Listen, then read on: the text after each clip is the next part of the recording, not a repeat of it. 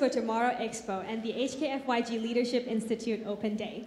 I'm Gladys, an alumnus of the Institute, and I'll be your host for today. So I'd like to say hi to everyone watching us live online. You can watch us live on M21 website, on YouTube, and on Facebook as well. And if you have any questions, you can always comment, and we will pick some questions and ask them for you at the end when there's a Q&A session. So we have a very exciting masterclass today, flipping the education system in Hong Kong. What is the purpose of education? And what can we do to motivate these changes? We have a very special guest speakers today. So first, I'd like to introduce them to you all. First, let's welcome Ms. Marina Chan.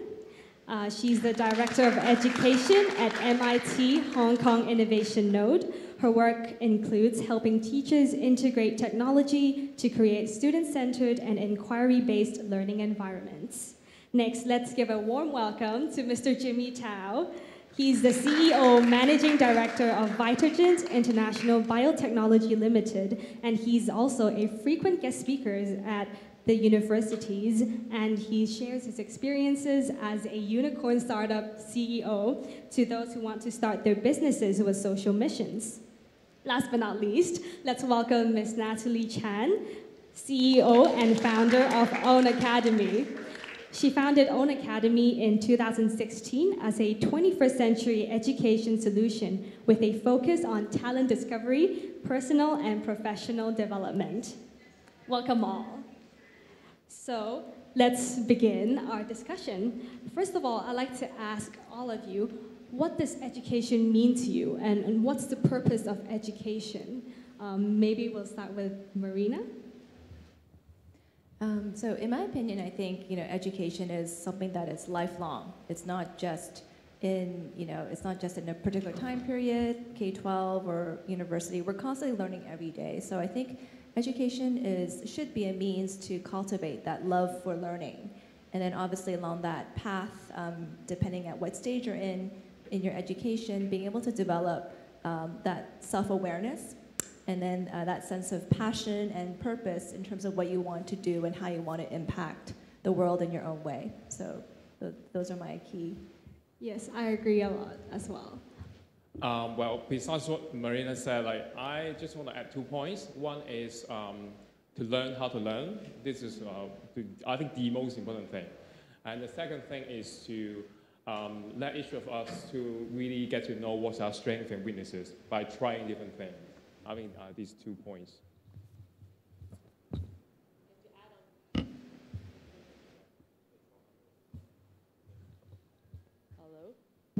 Hello, thank you.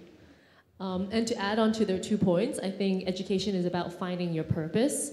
And we are all on this earth because there's a reason why we're here, and there's a reason why we can all benefit and we can all add value. So I think it's about finding that purpose and finding what your strengths and weaknesses are. Understand that you can continue to pursue on your strength, but also to work on your weaknesses, but at the same time to continue to learn all the time because it never stops. Yeah, I agree that lifelong learning is definitely a very good thing. And however, I think the education system in Hong Kong has yet to match that purpose, because since the 19th century Industrial Revolution, the Hong Kong's education system has been focused on standardization, uniformity, and efficiency. And although there has been a lot of reforms, like STEM education or subject changes, it seems like there's still something lacking. Students' competitiveness are still slacking. So, on the other hand, society expects students to be multifaceted with independent thinking, but can our education system really help motivate this goal?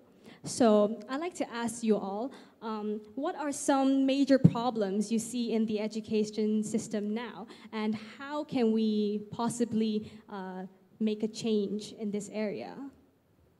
Maybe we'll start with Marina.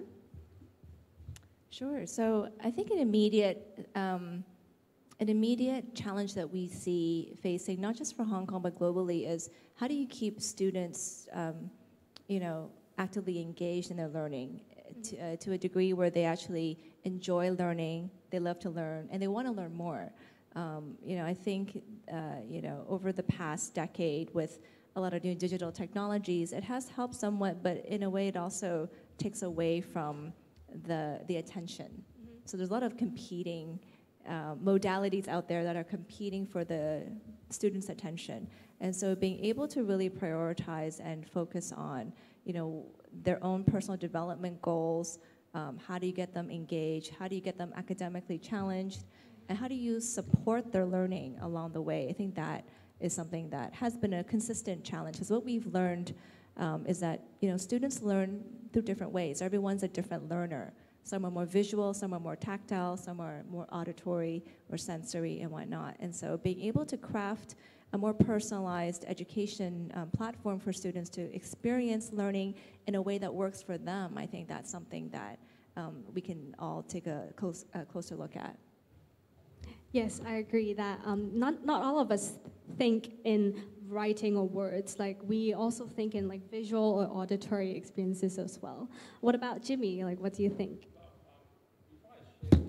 Before I share my point, I would like to know, just to ask a very simple question. I don't know how many of you guys feeling, first of all, how old you are? Are you all like university students? How many of you are university students? None? Or some of them, okay. Secondary school? No? Okay, some, all right. Parents? Any parents? Okay, parents, okay, all right. When I see educational problems, or education systems, it shouldn't solely focus on the government part, okay, the education bill or something. I think the family itself also could be one of the problems. The reason why I asked, first of all, there's secondary school students, the university students. When I was in the secondary students, I would like to ask you guys one more thing. I always feel that I was underrated, I was underestimated, I was misunderstood by my teachers. I don't know how many of you guys think the same when you were in the secondary school or in the universities. Yeah, I see some people just know that. And the reason was because you mentioned one point about standardizations. Mm-hmm. I was quite lucky that I have a family with 3 siblings. I'm the youngest one. My brother, my sisters, they all did really well with the traditional educational system. My brother is a medical doctor. He got scholarship to Cambridge. My sister went to Oxford, and I also went to Cambridge. If you get to know, okay, by this kind of CV, you think, oh, my family must be a very elite family, must be really well educated. The answer is no. I'm telling you, my father actually didn't even finish primary school. Okay, my mother I think she just finished Form 3. Okay, in mainland China. They didn't really educate well. But what made us have the opportunity to try is maybe because of the reason they didn't really educate themselves well. They give freedoms. They see things and are full of possibilities. They don't think that there's a really structural things that, okay, you have to study this well, and then you go to what universities, study what subject, and then make a good living and good career. They didn't really have this kind of predisposition for us, for all of us. What I see is that, okay, my brothers performed really well in the school, my sister performed really well in the school, I didn't do well. I can tell you, I failed 2 times for my public exams, okay, 2 times. And I failed my HKCEE, I failed my A-level exams. I didn't get into any universities in Hong Kong. When I share this experience with other people, no one believed it. Okay, everyone thought, I must come from an elite family with a good school result, good educational result. I think that's the root of the problem. I think a lot of people, they may not good at the standardized syllabus in school, and then they didn't perform well. In the traditional educational system, I was definitely regarded as a loser. I can tell you. But lucky that my parents, they didn't see me as a loser. They see me with many different other strengths. So that's why they always encourage me to try something new. For example, when I say I couldn't really get into any universities in Hong Kong, I I picked something that I love to explore. I did a higher diploma, I did a 1-year higher diploma in Hong Kong in material science, all right? And then I realized that, wow, that's where my true passion is. And then I further pursued my studies in the UK, and then I could do really well. And not to mention now I'm doing a hardcore biotechnology company, but I totally without any microbiology background.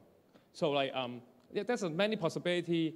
Like, but in the education system, in the school, they have their own way of teaching you something, and then you can pursue to get a good score in the exam. But more importantly, as I mentioned, family. I don't know how many of you guys would have always listened to what your parents said to you. You should do this and do that, and then do it.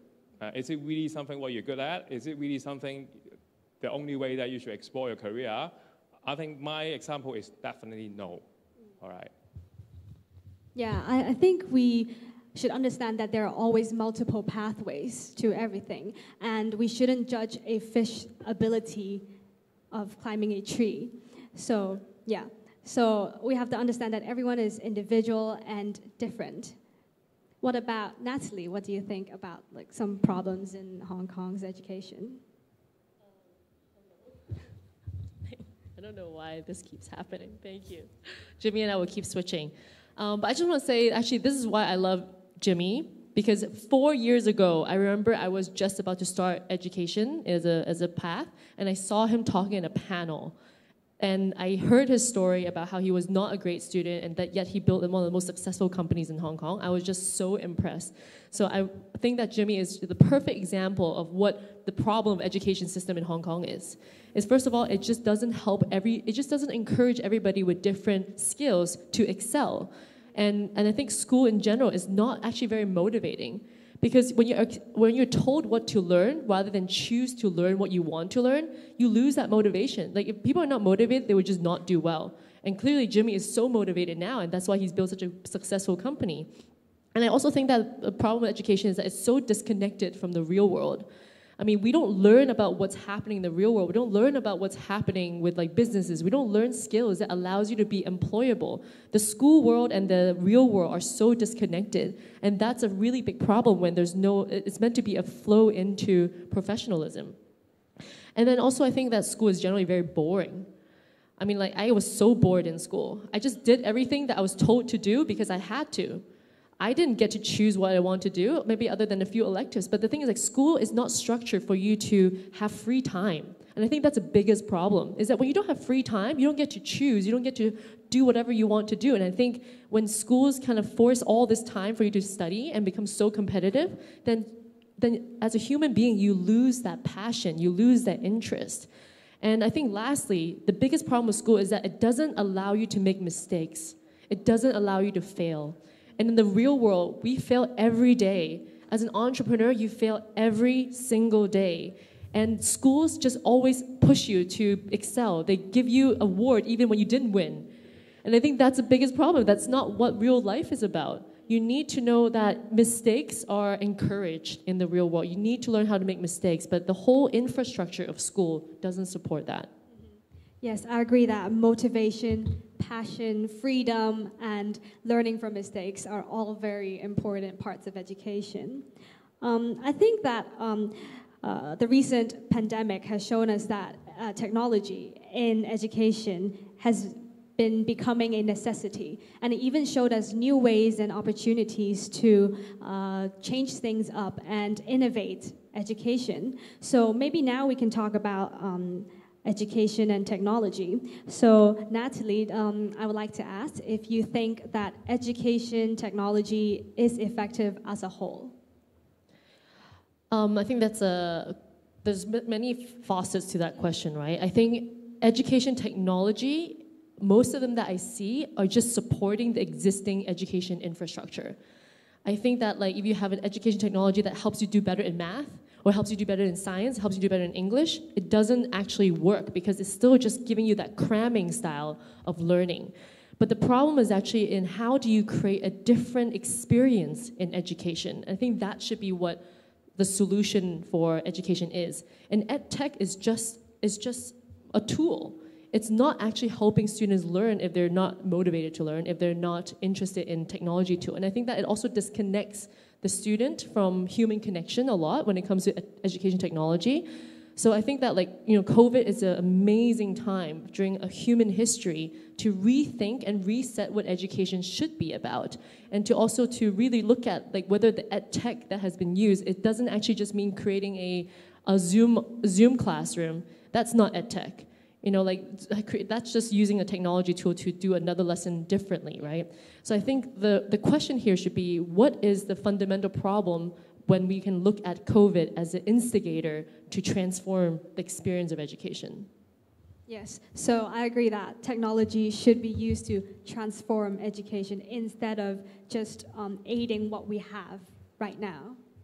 So next, I would like to ask Marina, how does MIT Hong Kong Innovation Node encourage the development of some innovation and technology in education?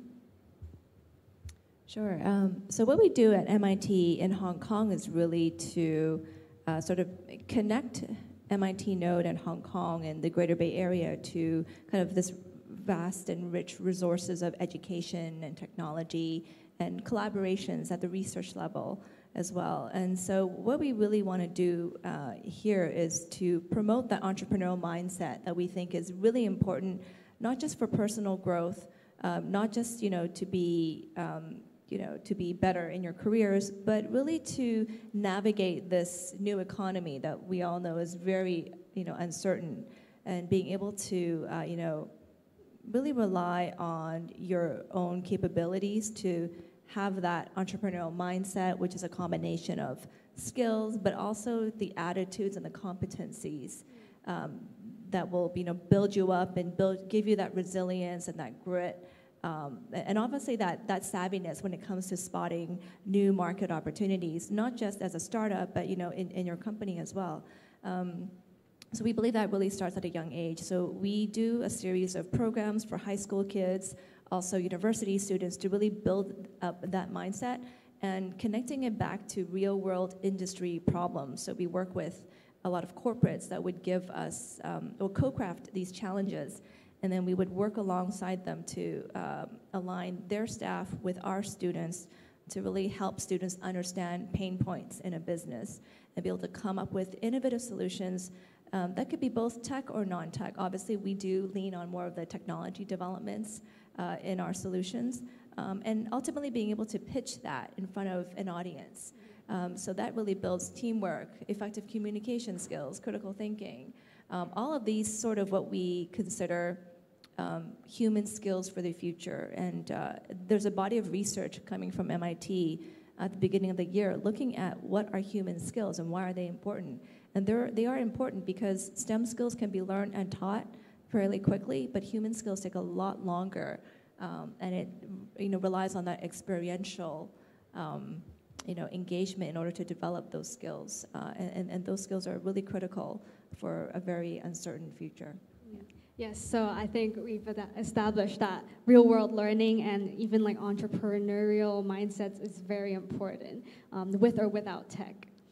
So what about Jimmy? I know that you are a frequent lecturer in the UK, US, or even in Hong Kong. Is there any education technology examples that you've come across that might be beneficial to Hong Kong's education?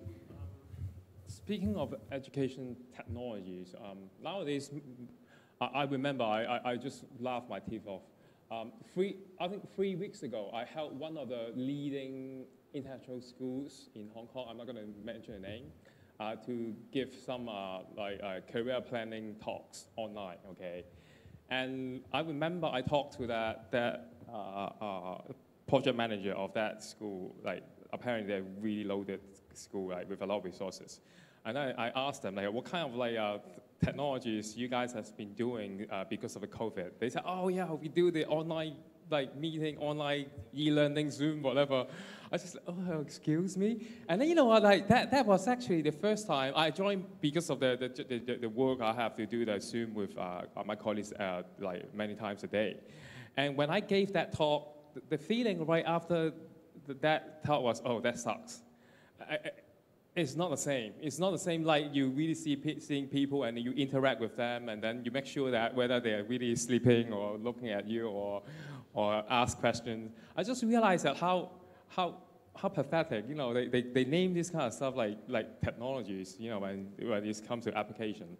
And I gave them a suggestion.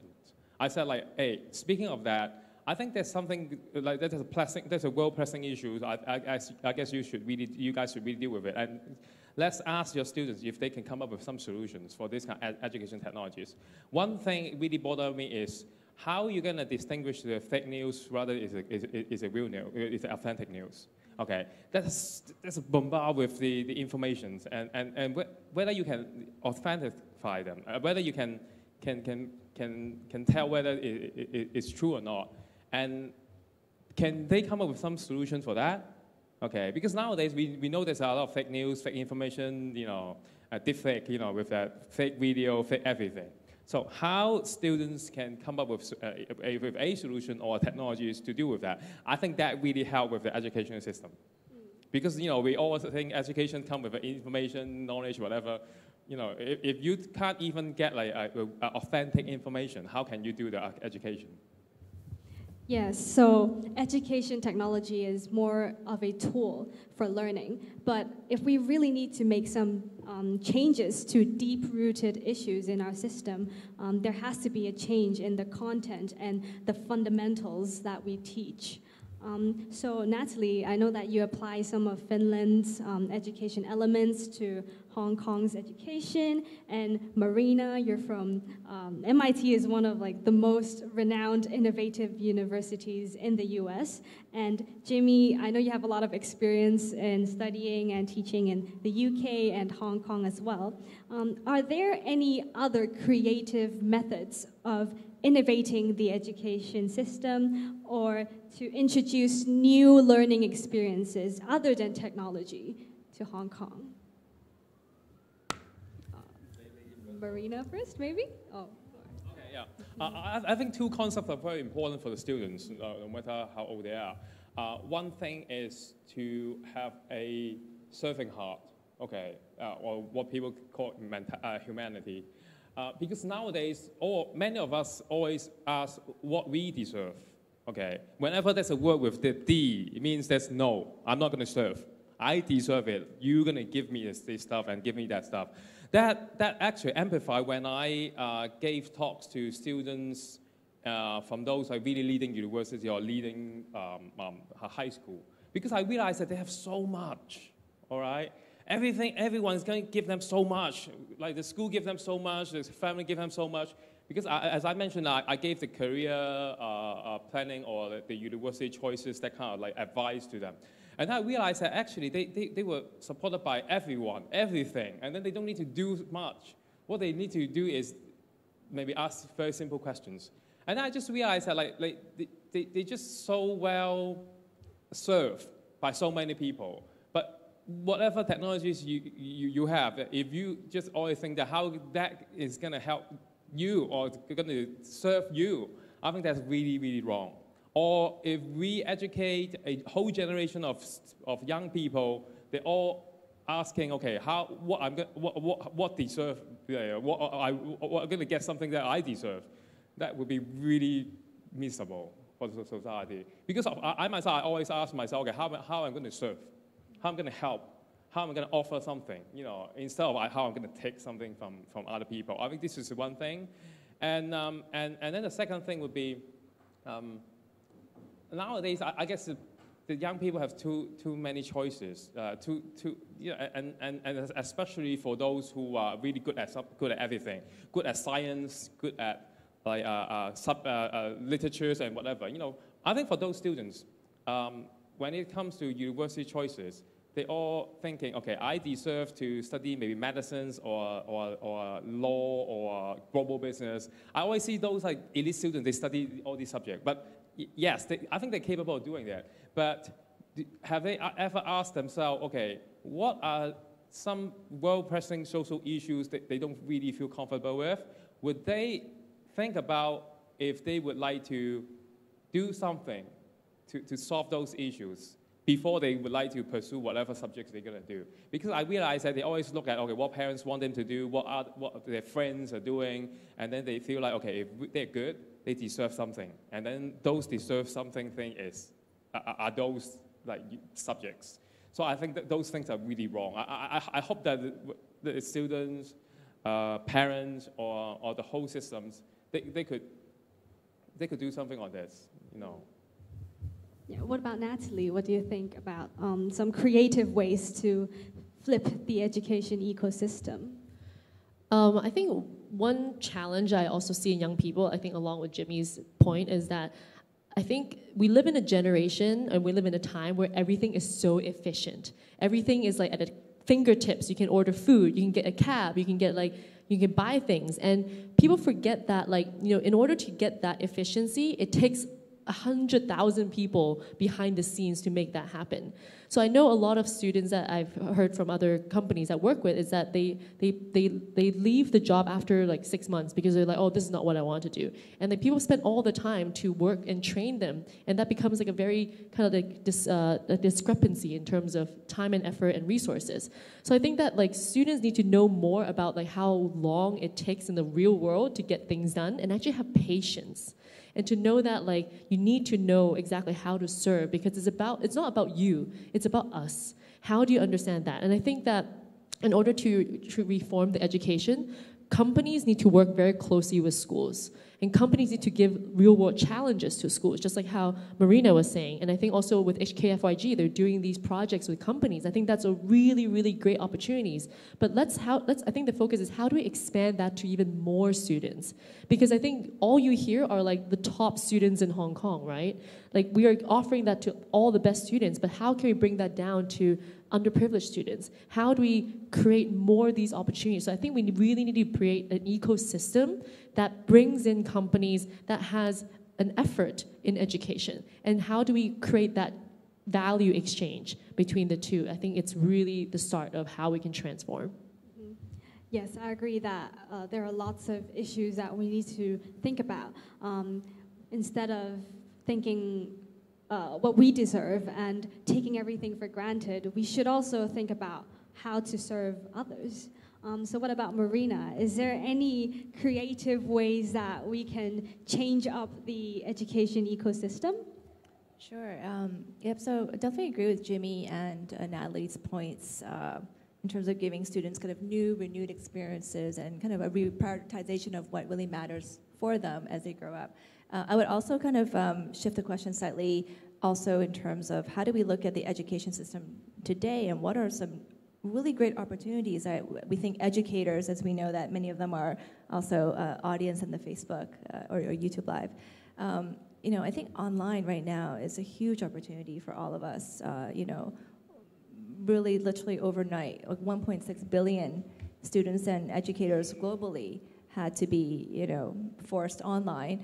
And there's certain elements of that, obviously challenging, but also presents opportunities for, you know, micro-learning in a very fast-paced digital environment. It also helps, you know, students be able to tap into a wider breadth of, you know, knowledge resources and being able to connect with people in ways that, you know, we never thought was possible, at least, you know, not today. So I think the key for education systems is really to look at how are they going to integrate this new modality of, you know, education and being able to keep the momentum going. Momentum meaning we've all experienced it. We're now more primed for more online content, but how do we do it in a way that is structured and unstructured? And how do we teach students how to benefit most from online learning? You know, there's a lot of science behind learning online, and how do we, you know, as educators, bring that out so that students could learn effectively, efficiently, and stay, you know, social about online learning and bringing in that humanistic element that we think is still so important in any kind of learning and interaction. Mm-hmm. Yes, I think that online learning is definitely important, but it's always like it's for the teacher or for us to really show the students how to use this tool and how to benefit from this the most. Now I'd like to talk about some different roles of this different stakeholders within the ecosystem. For example, we have different startups, we have education organizations, we have schools, teachers, parents, and even students. What can what are people's roles, and what can we do, like each person do, to really motivate this change and to bring out more creative solutions? Maybe we can start with Natalie. Sure. Maybe I can explain a little bit about what we're doing, because I think that actually answers your question. So at Own Academy, we're very focused on connecting education to employment, how to connect classrooms to industries, and students to inspiring professionals. So we create experiences that are like a career taster with professionals that allows them to have, like, say, a 5-day or 10-day experience to solve a problem, and they present it back to a company. But our goal is to turn this into an inter-school program that schools actually adopt within their school calendar year. Because I think there's a strong value in schools supporting students in the exploration of their career pathway, because it allows them to see what their future may be and how can that motivate them back into what they're doing now. Because I hear from so many students, like, what's the purpose of us learning this? What's the purpose of us doing that? And I think you can only explain the purpose if you show them the future. So how can we do that? So that's an element of the experience. But in order to create that, we need to have companies that are committed, that want to become, say, a client and offers a challenge for students. We need to have professionals that would want to teach students during the time that they are available. And then we need teachers in schools to support this whole system by learning with the students, to be a facilitator during this experience. And then we need students we need to give students the option to choose what is it that they want to solve. Because everybody has a different passion. So we can't fit everybody into the same topic, but we can offer many different topics. So if it wasn't for COVID, this past June would have been our first inter-school career exploration program, where we found 10 different companies from different industries that are offering that as an experience co-designed with Own Academy. And that's where students can choose, oh, I want to try F&B, or no, I want to try biotech, or no, I want to try technology, and give them that true selection, so it increases motivation, and it also allows them to connect with the real world, learning from professional, and make those human connections, and understand that in the real world, you operate very differently from school. And I think most importantly is to training the teachers, because I think teachers need to really get access more into the real world to understand how they need to teach differently. Because it's not about memorization anymore, it's about how do you use information differently, how do you also leverage find out the real news versus the fake news. And teachers have that role to interact with students for that. What about Jimmy? In terms of company capacity, because we are Siberia of Hong Kong, when we're doing the biotech or molecular biology, that kind of things. And we work with the World Society of Biology to actually provide a lot of education to teachers. For example, we work with an organization called Teaching for Hong Kong, or Teach for Hong Kong. We have partnered with them for I think almost 5 years. We train the teachers every year, and then we arrange visits for those underprivileged school students to come to our lab. I remember vividly, quite a few students actually, they said, oh, well, I'm so bored with the biology class, what use of them? And after the visit, and then we really show them the real stuff, how actually biology can benefit the mankind and for the society. After the visit, they say, wow, I'm going to study hard biology, because I never imagined myself could actually use biology for such a great purpose. I was really motivated. And there's not only one student, there's so many students. And as Natalie said, if we can train more teachers, and then they could really deliver this calling, and then also the purpose, and also the application of what they actually learning will have that kind of potential to the students. I think that's really helpful, for the students that pursue something different. I think in the personal capacity, speaking of entrepreneurship, I did a lot of entrepreneurship sharing in universities, and I realized that nowadays, I think especially in the past 10 years, being entrepreneur kind of like being glorified, all right? Like everyone is Elon Musk, everyone is Jack Ma, Mark Zuckerberg, Pony Ma. That's not true, okay? And I realized that the whole society or the government, they try to encourage young people to pursue this area. I'm not saying it's wrong. I think that entrepreneurial skills are really vital for success, no matter what you do, all right? But not everyone's suitable to be an entrepreneur. That's not everybody's job. Like, as you mentioned about failure, okay, this is something that I always say the students should really prepare themselves, how going to deal with the failure, be persistent and stuff, which is lacking, what I say. And if you always encourage students to do entrepreneurial projects or do a startup, and 9 out of 10 will fail. And when you fail, how are you going to deal with it? If you are not prepared them to deal with the failure, I think that they will hate you more. They will hate the society more because you create a fake hope.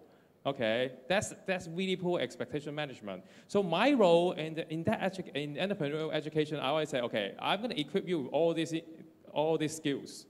Okay, but not necessarily you're going to do it, because in the past few years, as a panel for a lot of startups competition, I realized that a lot of people, they want to do startup for the sake of doing startup. Do they really know what they're doing, or what's the purpose? No, that scares me. I think that will jeopardize the stability of a society. I think you raised a very would you like to speak first? So I just cannot agree more with what Jimmy said. I was just nodding constantly. And I think just to add one more is that I feel like, yes, I agree that the whole startup culture is glorified. And I think the problem with a lot of times, students come out of university and they may have a great idea, great. But I think it's always good to start working for a big company first to get the training and get learning about things, about the real world before you start your own company. Because there's so much to know about company, and I always want to encourage students to not just go and say I just want to do my own thing, but to learn from people, learn from professionals, learn from the mentors first before you do your own thing, because you don't even know if that's actually really your path. So I think there's a lot of wastage in this whole entrepreneurial thing if it's not done correctly. Yeah, no, I absolutely agree with that, with those comments. I think entrepreneurial education has to be done in a way that makes sure that students understand that we're developing core skills that will help you in whatever career pathway that you choose, not just ventures. In many of our cases, we have cohorts of about 5 student teams. One in 5 pursue a venture. Most of them take it as a great learning experience that they could then apply in any academia, startups obviously, but also in the corporate world. And so it's really the mindset and skills that we can benefit from, not necessarily the actual venture, creating a venture. It's the journey of thinking about a venture, analyzing it critically, thinking about it, working in small teams, under tight resources. How might you think creatively about offering, a solution to a real customer problem, right? So these are things that I think anyone can stand to benefit, and we would encourage people to think about it. But going back to the question of ecosystem in education, this is why teachers need to be, play a key role. Well, starting off with a top-down approach, actually. Principals, agreeing to allow their teachers to really be champions of entrepreneurial thinking, and effectively that means to become better problem solvers ultimately, right? So last year we launched a teachers program for entrepreneurship, really getting teachers to understand what is entrepreneurial mindset development and how can they better become champions in their schools to foster this type of learning and support students when they talk about entrepreneurship, to redefine what does entrepreneurship mean, right? There's a lot of kind of misconceptions about that. And so having these discussions is a very important step in having students build that awareness for themselves. And it does take a village in many cases to do that. Yes, I think we talked about the whole ecosystem. How do we enlarge this ecosystem? Natalie mentioned that if we have more companies that are willing to provide opportunities for students, they will have more options and more choices to explore. And I think Jimmy raised a very good example. It is best example to show how it's not just the companies giving. The companies might also benefit from this. They get motivation seeing that they can show that students are actually interested in what they're learning. They can see that, oh, what I'm learning is not just cold facts. I can actually use it and put it to good use. And of course, we have to redefine what entrepreneurial learning is, and we have to show them that the journey is what is the most important thing. So I have one last question. It's how do you see the Hong Kong's education, or just education as a whole, in 10 years? What do you see for education's future? And perhaps if you have any advice for teachers, parents, schools, or students? Maybe we can start with Marina. Yeah. So going back to what I said earlier about the future of education is obviously, it's in a bit of an abyss, especially during this time. But this is a time of transformation for many of us across industry, education. And so being able to forecast the future tends to be very tricky. And what we tend to want to do is build capacity for students. So we think, given the unforeseeable future of new advent of technology, the way we define business, there's a lot of innovations coming about. We would really ideally like to prepare students to have these human skills qualities, and for us, these human skills are encompassing of what we call like 4 literacies. So MIT, they produced a human skills matrix that we think will be helpful to kind of inoculate ourselves from changes in the future. And these are digital literacies, civic cultural literacies, organizational literacies, and financial literacies. So they obviously encompass the critical thinking mindset, creativity, innovation, working well with others, working with diversity, with new technology. So these are all core skill sets that we think students need to develop for the future. Yes, I'm sure that we all agree that the future is unknown, and we don't really know what will happen in the future. So the best way that we can prepare ourselves is to equip ourselves with more human skills, such as the ones that you've mentioned. And with these skills, it will definitely prepare us for whatever that's going to come our way in the future. What about Natalie? Look like you have more thoughts, so I'll give you more time. I think that the future of education needs to have more options. So I think as much as I think the current education system is very broken, it actually works for some students. But it's about how do we create a different education ecosystem that can support other students that don't benefit in this traditional one. And I think in this future of education, assuming we have many different modes and models to look after, I would like to really be building something that has to do with more of an online to offline dynamic, where you can leverage online resources, but to also have an offline component. And I think the environment of where we learn will not be in a 4-wall classroom anymore, but will be everywhere, anywhere, where you can go into Jimmy's office and learn with Jimmy. You can go to Marina's office and learn Marina, and different times of the week. And you get to really have ownership and choose what is it that you want to learn. And then when it comes to the content, it's really learning not about academic excellences anymore, but learn about people's failures, learn about people's problems. And I think that right now, homework is the biggest waste of time. Because homework in schools, you just do it, and then it goes into the trash can. You get a tick, and then it goes nowhere. What if homework problems is actually turning business problems or community problems or NGO problems into real homeworks, and you work on those homeworks with your classmates and with your teachers, and imagine what beautiful world we can create if we turn all the resources we have in school into solving real problems. And then lastly, I think the teacher dynamic is going to be a combination of academic teachers and professional teachers. How can those two work together? How can they create a shared value to really educate the next generation? Because I think the next generation needs inspiration as well as they need knowledge. But we need to push them more in giving them a different environment to excel in. Wow, that's really a big question, and I just want to share some concepts. First of all, I used to suggest people always try to be like a global citizen, but I'm not so sure now, frankly, because I see the world is going to be deglobalized.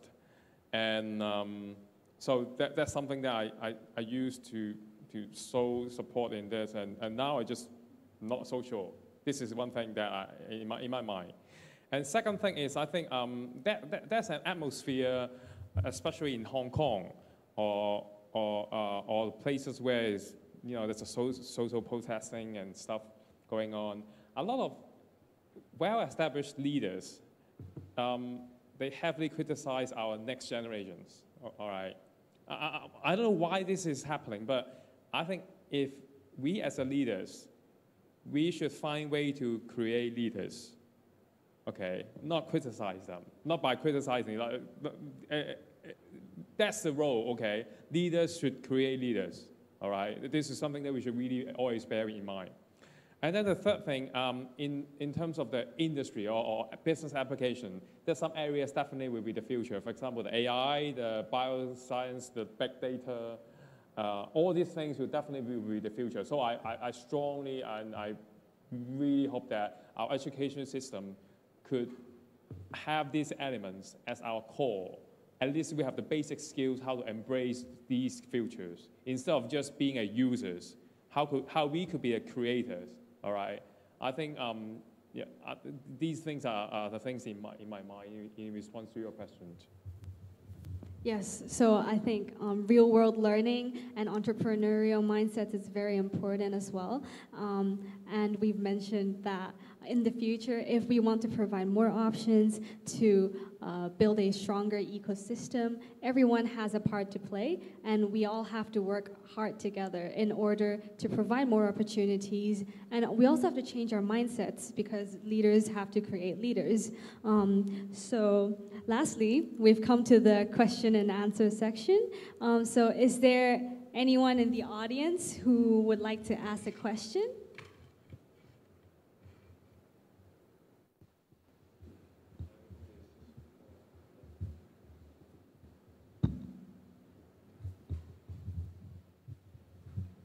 Thank you so much for an amazing talk. Seriously, learned a lot from this little talk that we had. I've got a little question for you guys. Education is for finding purpose, inspiring a younger generation with what they wanted to do, finding the strengths and weakness. How did you find yours? How did you get to where you are right now, knowing your vision, knowing your mission as an entrepreneur? How do you know that one day this is what I wanted to do? How did you get to that point of knowing your calling? This is something I'm quite interested about.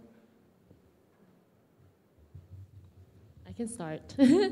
Hi, nice to see you again. I think for me, it was really a trial and error. I never knew what I wanted to do growing up. I knew I was kind of good at math and science, but I was frankly not that interested in it. And then I think when I got into a job after university, not knowing what I wanted to do, but I did what my parents expected me to do, and I just hated my life. I just was so depressed during my job, and I just felt like it was not the kind of job that I wanted. I've always wanted a more purpose-driven job. I want to save the world, change the world, and when I was in corporate, it just wasn't doing that for me. And so that's when I started questioning, is this really the path? Is this really what I'm doing? So I think the whole curiosity about what other options can I look into kind of start allowing me to discover a bit more about myself. And I think most of myself is discovered through being in horrible situations. Is in being in situations that I was very uncomfortable, and then being outside my comfort zone. And that's when I start realizing more about myself, because I think in Hong Kong, we're so privileged. We live in such a nice, beautiful environment. We basically live in a bubble. And we are not too aware about what's happening. So until you pop that bubble for yourself, you can't start looking into a deeper insight of yourself. So I think that's kind of where I start exploring one thing, and I start realizing that I like that, and I never knew that was possible. And I think when you start achieving things that was not possible in your mind before, then you start realizing, oh, I can do that too. Oh, I can maybe try that too. And it just starts growing. But it starts from the small, being outside of your comfort zone. Marina? So I always believe in reinventing yourself through learning. So and that's why that love for learning, really, you cannot do away with that in life. My career started out in finance, actually. I was working in Canada for a telecoms company, and then I came back to Hong Kong, found a job in marketing at an investment bank. And then it was, obviously you would need life moments, like wake-up calls to really get you to switch sometimes, for me at least. You also need your own personal transformation, right? So for me, it was when I had, children of my own. And then I really, I loved, reading about early childhood education, and that got me really excited about that. And that was when I then took a leap into teaching at a primary school in Hong Kong. And it was that moment that I realized, I don't feel as equipped as I can be. So I wanted to pursue graduate studies and, just to seek something new. And so it was really that trajectory that got me into education and really wanting to help other young people think about their own learning path, and obviously that love of education, the love of learning and being able to invest time in constant recreation of oneself, right? I always love this analogy with the immortal jellyfish. So the immortal jellyfish somehow has a very long life expectancy because it sort of regenerates itself very tactfully. And in many ways, I think, for us to really think of our own learning and our own careers and futures, we need to also think of ways to constantly, you can call it reinventing or upgrading or just opening up little doors for yourself, because no one's going to open up doors for you. You need to open them up for yourself. Yeah. Jimmy? Well, through some of my personal experience, first of all, I knew I was gifted with entrepreneurial skills. When I was only 3 years old, I always repackage my toys and then we sell it. And when everyone is doing this and that, I was doing that kind of trade. So I knew that, and then my parents knew it. And because I was quite lucky that I knew it, I'm good at that, and then the people around me also knew it. So I think by starting asking your friends and family or fools around, what you're good at would be a good starting point. And secondly, I couldn't agree more with what Marina and Natalie said. Sometimes you just keep, when you start like learning something new or re-educate yourself, you realize that whether you're good at something or not. For example, when my first degree, by the way, was fashion design, all right? And I quickly realized that I wasn't good at drawing. Sucks, whatever the mannequin I draw, it doesn't really look like a pretty girl, I knew it, and compared to the friends next to me, I said, wow, that's great. But I knew that I was so good with the raw material science. I got top scores, and everything. But you have to realize that even I'm good at something doesn't mean that I love it. That's two different things, all right? I just realized that I'm good at this, and surely just some people that are really lucky, they could do something that they love and then they're good at, that's jackpot, okay, all right? But I think not many people in the world can do that. And then once you realize that you're good at something, my advice would be just keep doing it, maximize it. And in the meantime, when I did accounting exam, I never could be able to balance the balance sheet. So I realized that that's not something I'm good at, all right? And then I realized that when I tried to study a law a subject, I fall into sleep. That's something that I'm just not interested and not good at. But when you are being a boss of a company, you know that you are not good at something, but you have to have friends or people or team to back you up with what you're not good at. It's not something like, you're not good at it, you just sleep on it and they're not going to do it. No, if you're a professional, you can do that. But if you would like to work with other people and be free to expose these weaknesses to other people and then ask for help. I think as an entrepreneur, I realized that one of the things I learned is to learn what I'm not good at, and then I make sure that I got team to back me up. And that also helped me to realize how important of the teamwork. Because some people, I'm good at this and good at that, why I'm going to work with other people? I don't see myself in this way. I see myself as a way how I'm going to include those people to, especially nowadays, if you want to do something great, change the world, make the world a better place, you're not going to do it yourself, all right? the earlier you understand your strengths and weaknesses, the earlier you can actually really achieve something in your career or in your own business. Yes, I think that's about it for today. We have a very fruitful discussion, and actually time is running out already. So once again, I'd like to thank all of you for your valuable advice and opinions. Let's give them a round of applause. And I think we can all agree that in order to build a stronger and to make a change with the whole education ecosystem, there's still a long way to go, and we all have a part to play. So right now, I think we have to take some group photos with everyone. So yeah, perhaps we can take one in the middle, and then we can take one on that side and with this side.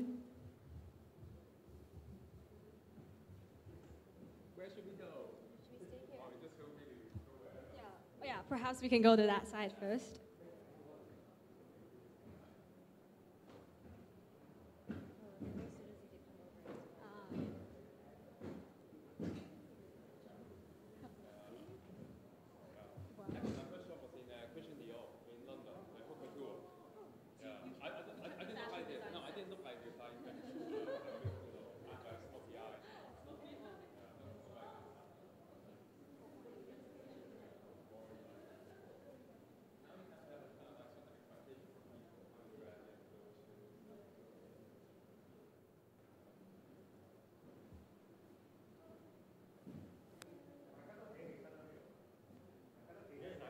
Oh yeah, let's all stand up.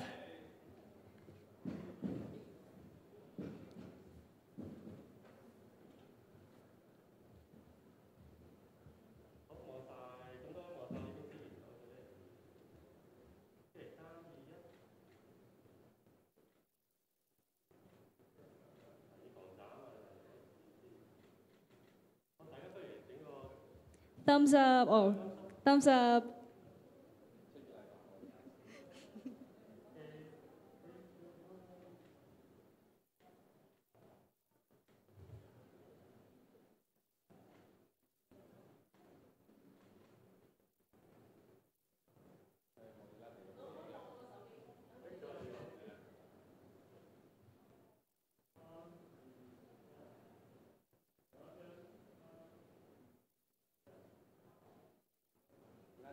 Thank you very much, everyone. Thank you.